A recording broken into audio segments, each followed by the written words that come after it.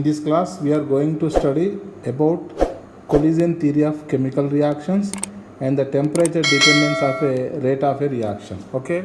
First of all, this collision theory was proposed by Arrhenius and developed by the Max Strauss and the William Lewis in 1816 to 1818.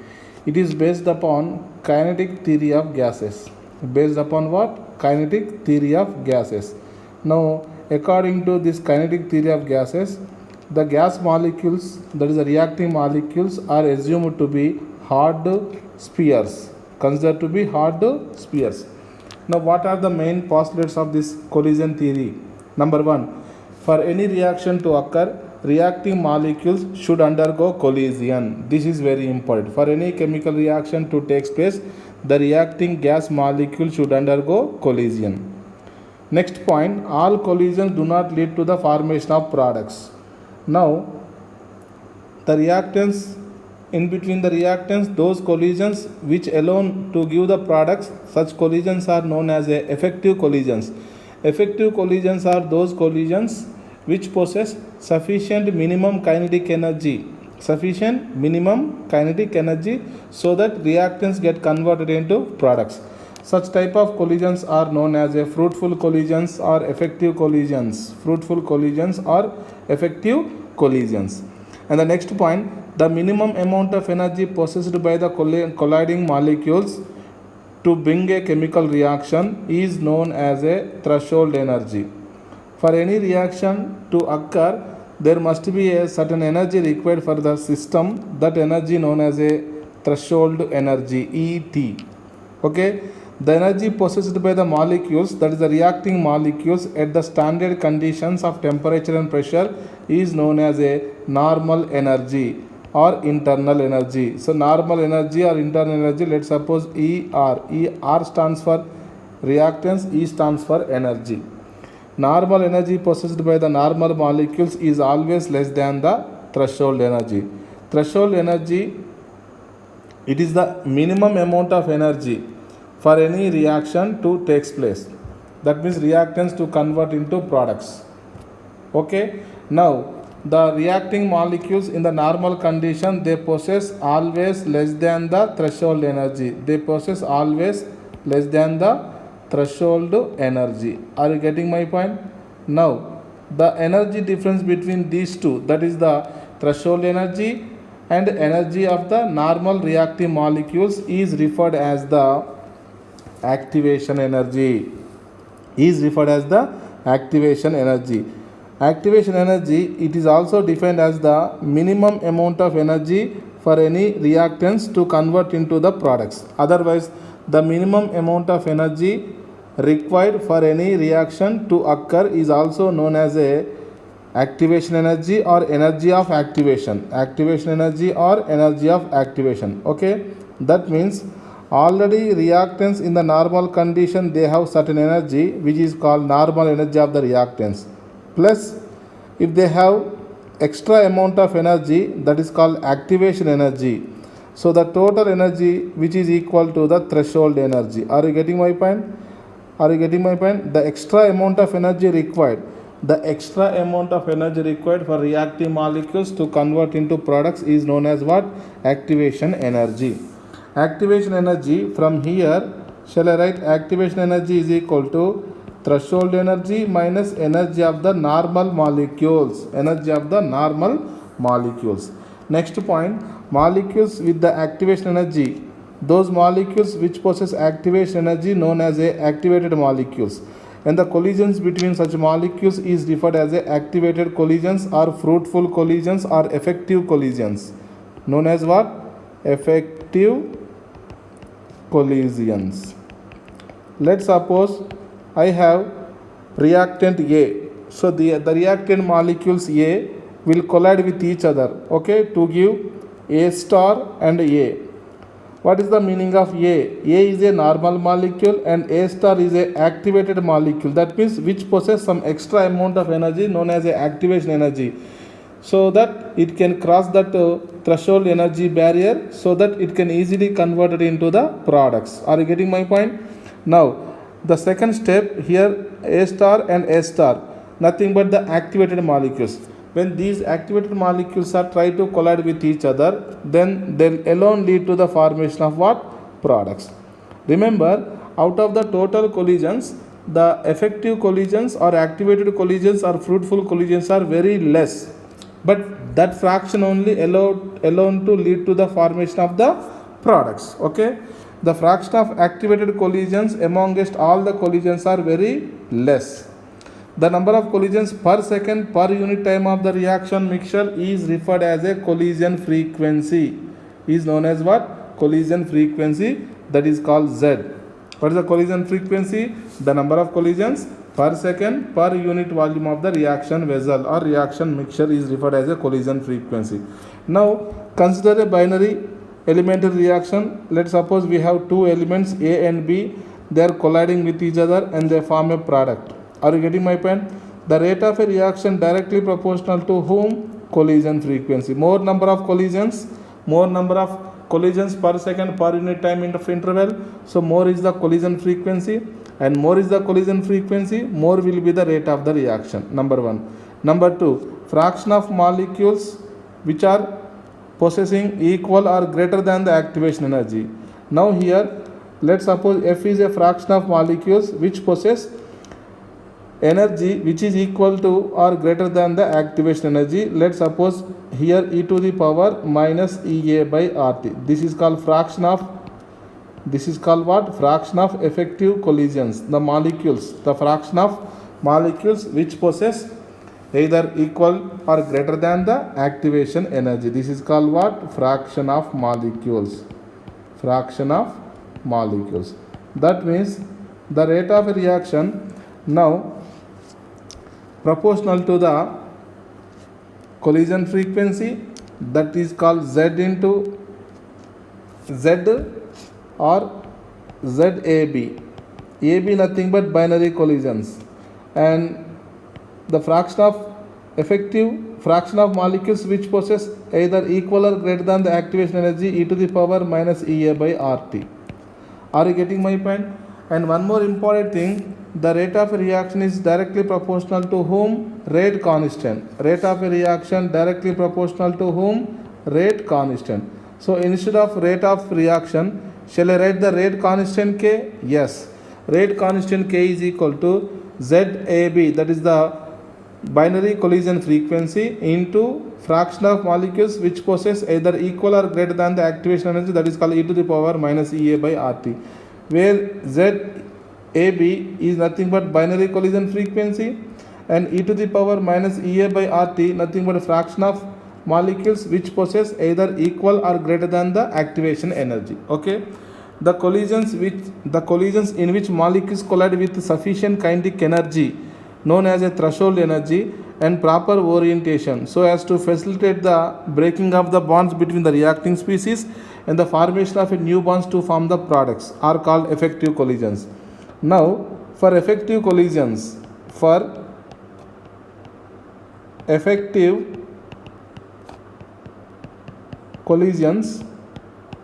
there are two conditions required. Condition number one, sufficient energy should be present. Number two, proper orientation. Remember, out of these two conditions, if any condition is failed, then the collisions are not effective collisions. Are you getting my point? For effective collisions, there should be, number one, sufficient energy between the reacting molecules. That means sufficient minimum kinetic energy should be present. Even though if the sufficient minimum kinetic energy is present, but there is no any proper orientation between the molecules, then they do not allow to give the product to formation. So these are the two necessary and sufficient conditions for effective collisions. Okay. Now, what is the K? Rate constant. Now here what we are including? Probability factor, that is the proper orientation factor or steric factor. It must be taken to the consideration for the molecules, for molecular collisions to be effective. So K is equal to P into Z into e to the power minus EA by RT. Are you getting my point? Here we are considering the fraction of molecules which possess either equal or greater than the activation energy, that is the sufficient energy. Number 2, orientation factor, that is the probability factor. Now the probability factor P and Z, that is the collision frequency, binary collision frequency put together taken as another constant A, which is known as a Arrhenius factor or frequency factor or pre-exponential factor. It is also known as a pre-exponential factor. So this is the final equation known as a Arrhenius equation. It is also known as what?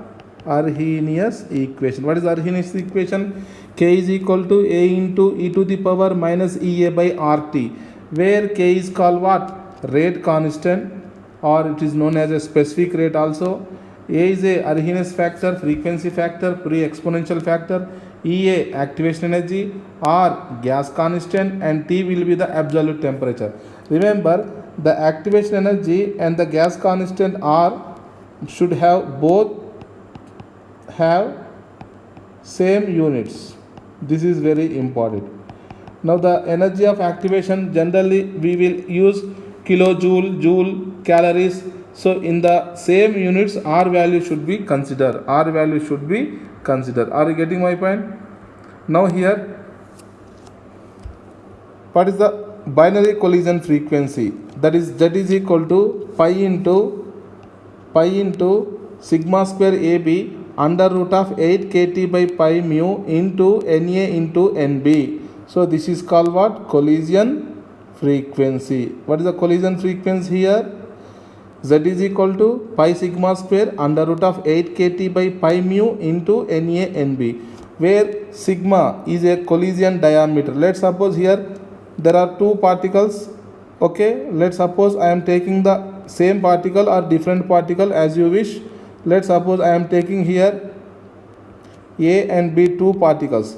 Are you getting my point? The distance between these two centers, the closest to distance between these two centers is known as a collision diameter. Collision diameter, that is represented by the sigma, collision diameter. And T will be absolute temperature, and K stands for Boltzmann constant. Boltzmann constant nothing but the gas constant divided by Avogadro number. Gas constant divided by what? Avogadro number. And what is the mu? Reduced mass, nothing but Ma into Mb by Ma plus Mb, where Ma, Mb are the masses, individual masses of reactant A and reactant B, and Na, Nb number of molecules of A and number of molecules of B.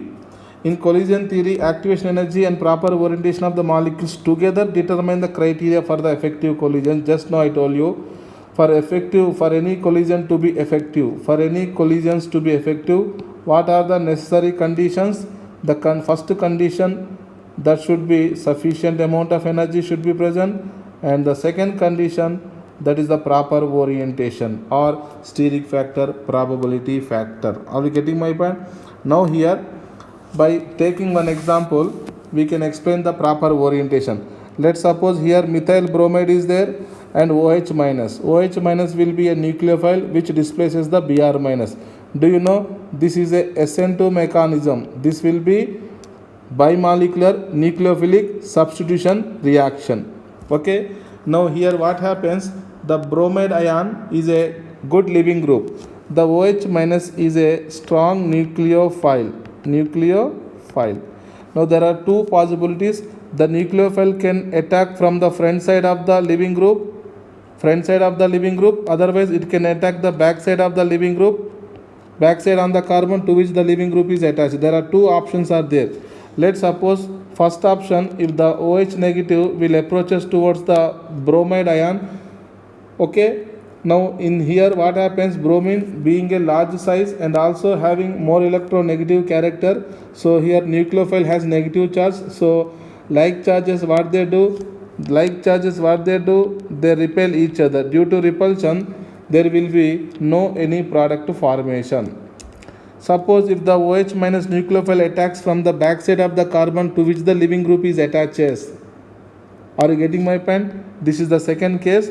In the second case, OH minus attacking backside and Br minus C will be leaving group. So finally OH minus attacking from the backside and Br minus leaving from the opposite side to give the product that is called primary alcohol. Primary alcohol. Are you getting my point? That means in the second case there is a proper orientation due to which the product will be formed. Due to which product is formed. Whereas in the first case, due to improper orientation, there will be no product. That means product will be not formed. Are you getting my point?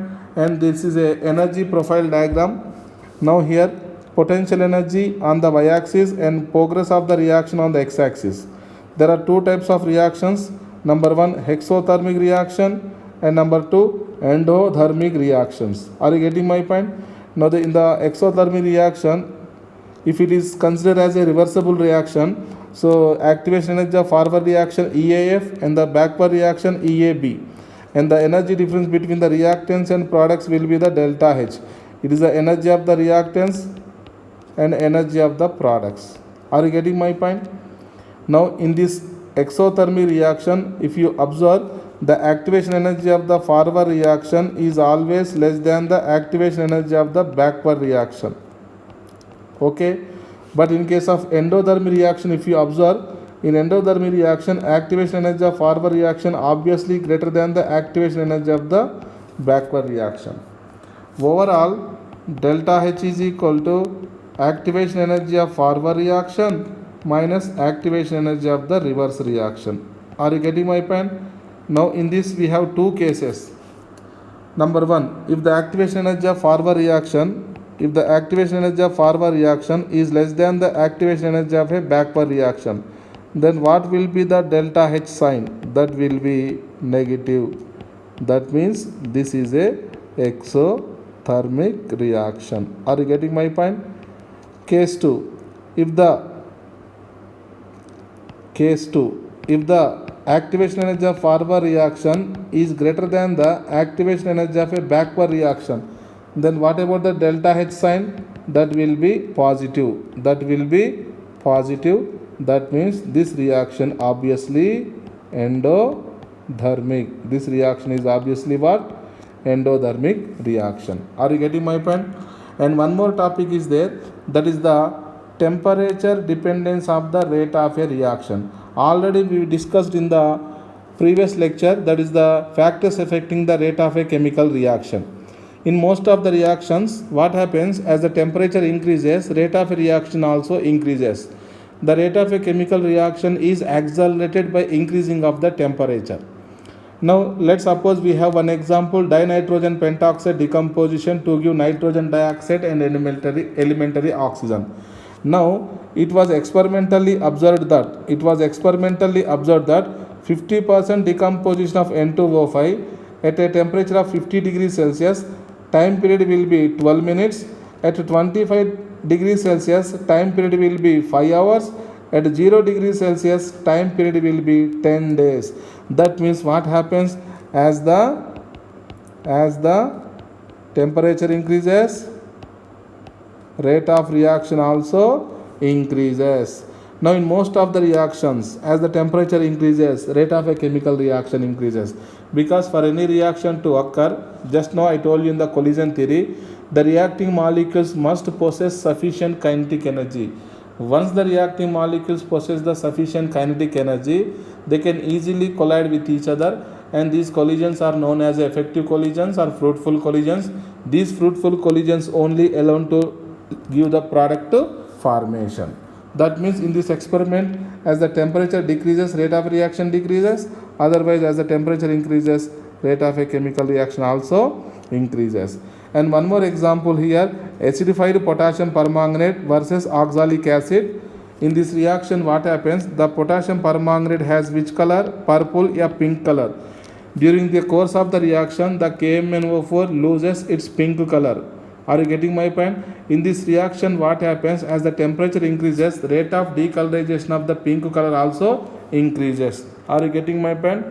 Now, it is found that chemical reaction with rise in temperature by 10 degrees Celsius. For every rising of 10 degrees centigrade temperature, the rate constant will be nearly what happens? Double, or some cases, sometimes triple also. Okay, which can be explained with the help of temperature coefficient. Now what is the Arrhenius equation? Just now we explained K is equal to A into e to the power minus EA upon RT. Are you getting my point? Now what is the A?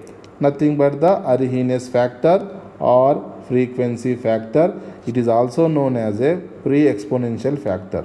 It is constant, okay, and specific to a particular reaction.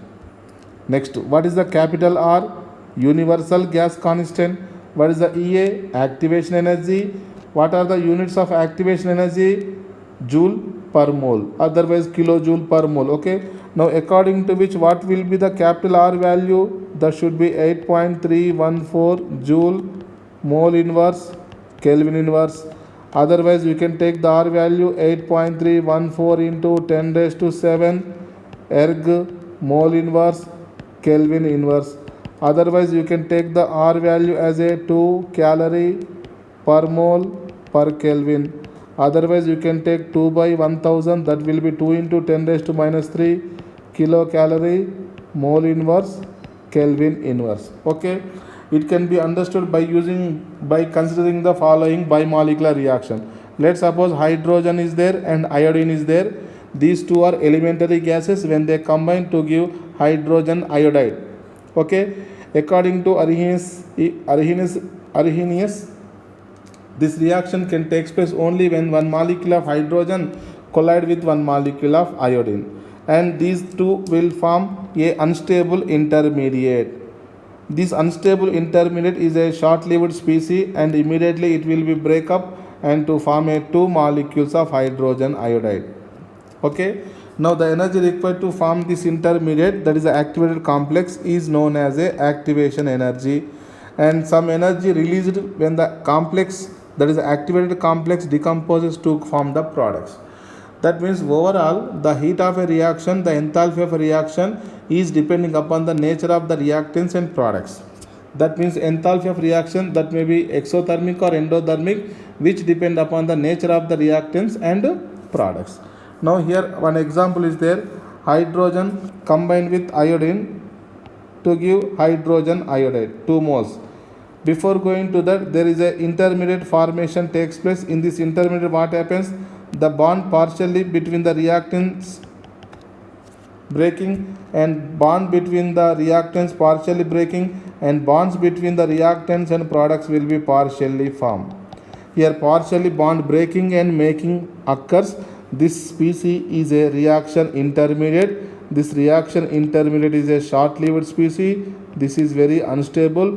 Once this intermediate or activated, it is also known as what? Activated complex. Activated complex. Once this activated complex, which possesses higher energy, when decomposes into product, some amount of heat energy releases. But overall enthalpy of a reaction depending upon the nature of reactants and products. So this is the energy profile diagram. In this energy profile diagram, on the y-axis we are using potential energy, and on the x-axis reaction coordinate, that is the reaction progress. So reactants to give products. Now what is the activation energy here? Activation energy here EA. This is the extra amount of energy required for reactants to give the products, and this will be the activated complex highest energy system. After getting the activated complex, it will be decomposed into products. During this, what happens? Heat energy releases. But overall reaction exothermic or endothermic depending upon once again nature of the reactants and products. But in this case, it is a strictly exothermic reaction. It is strictly what? Exothermic reaction. Are you getting my point? Now here, this is the one more diagram. In this diagram, the fraction of molecules possessing the particular energy on the y-axis and versus the kinetic energy on x-axis. Now in this graph, if you carefully observe what happens, the kinetic energy versus fraction of a molecules possessing a particular kinetic energy. Okay, as the kinetic energy increases, the fraction of molecules possessing particular energy also increases and they reaches the maximum value. On further increasing the kinetic energy, the fraction of molecules possessing a particular energy, what happens? Decreases. Do you know most probable velocity? Yes, it is a velocity possessed by the maximum number of molecules. Similarly, what will be the most probable kinetic energy? It is the kinetic energy possessed by the maximum number of molecules. This is called most probable kinetic energy. Suppose the reactive molecules should possess a certain minimum energy. Let's suppose the minimum energy I am taking here. So this should be the minimum energy. Once the reactive molecules possess this minimum energy, then the reactive molecules will converted into products. That means this energy is known as a activation energy.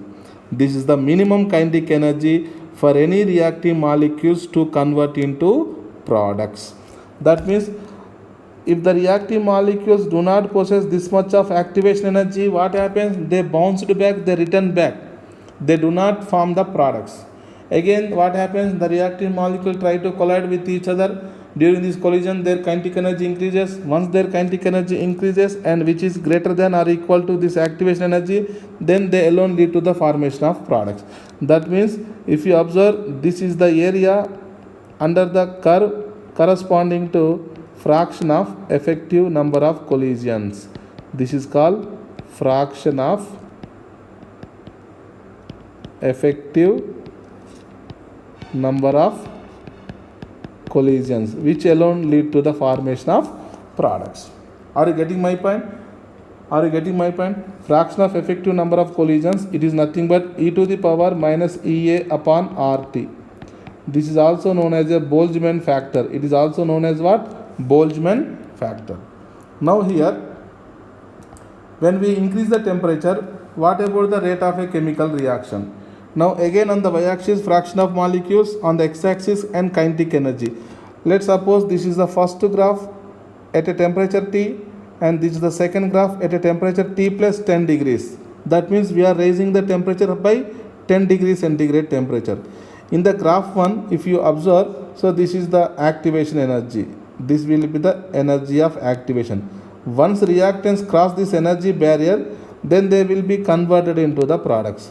If they do not able to cross this energy barrier, they bounced back, they return back. They do not form the products. Are you getting my point? So this is energy barrier. Okay. Now in this graph 1, if you observe, in this graph 1, this is the fraction of molecules which are effective number of collisions. Are you getting my point? Now when we are increasing the temperature by 10 degrees Celsius, then what happens? The height of a graph decreases and it is shifted to the right side. What is the meaning of this one? That means when the height of a graph decreases means the fraction of molecules possessing a particular kinetic energy, what happens? Decreases. Are you getting my point? That means the first graph height and second graph height, if you observe, what happens? Height of a curve decreases.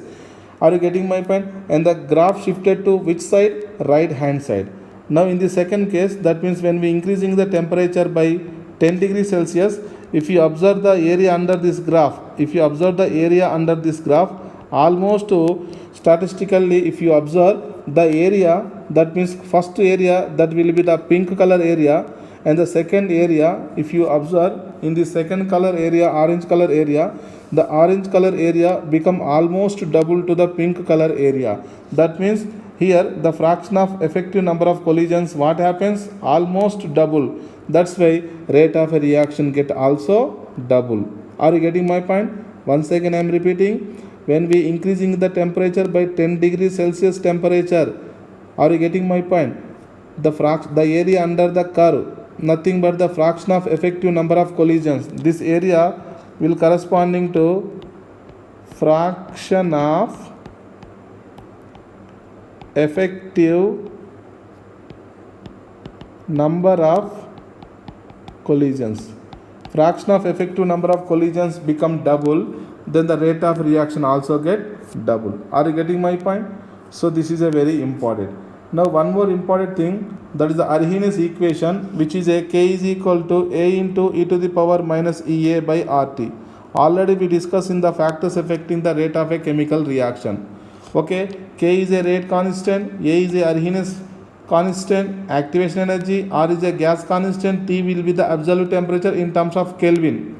Now if you apply the logarithm on both sides, then finally you will get ln K will be equal to minus EA by RT plus ln A.